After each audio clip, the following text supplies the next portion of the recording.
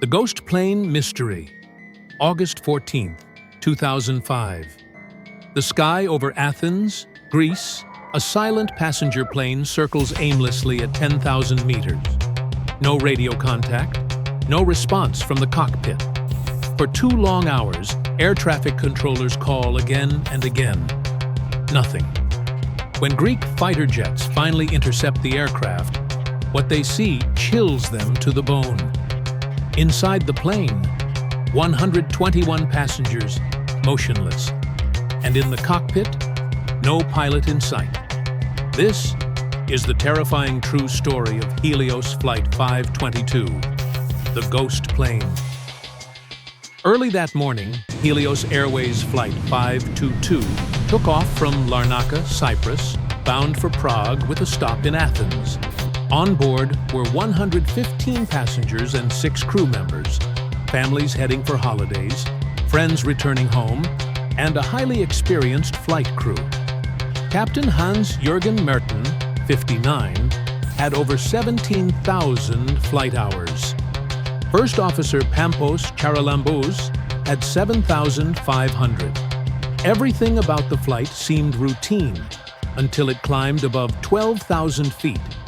Moments after takeoff, a strange alarm began to sound in the cockpit, the kind normally heard only before takeoff, not mid-air. The pilots were confused. Captain Merten radioed Helios operations on the ground, reporting a takeoff configuration warning and asking about cooling fan lights. The engineer on the ground advised him to check the pressurization system. But the captain didn't respond to that question. Instead, he kept asking where the circuit breakers were.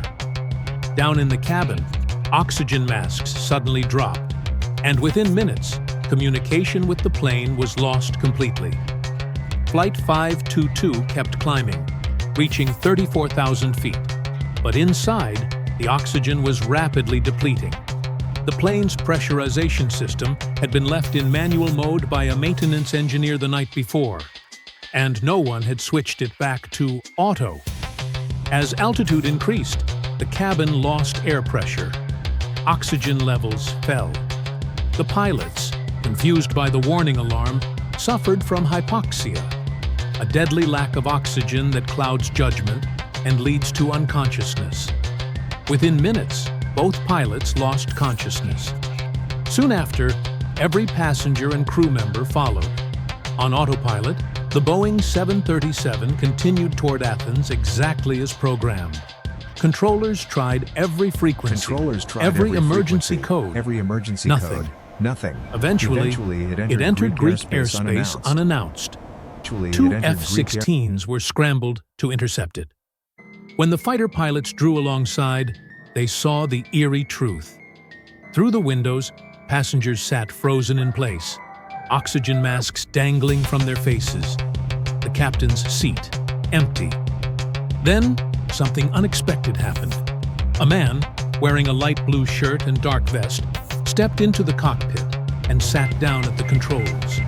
The man was later identified as Andreas Prodromou, a flight attendant who also held a commercial pilot's license, but was not certified to fly the Boeing 737.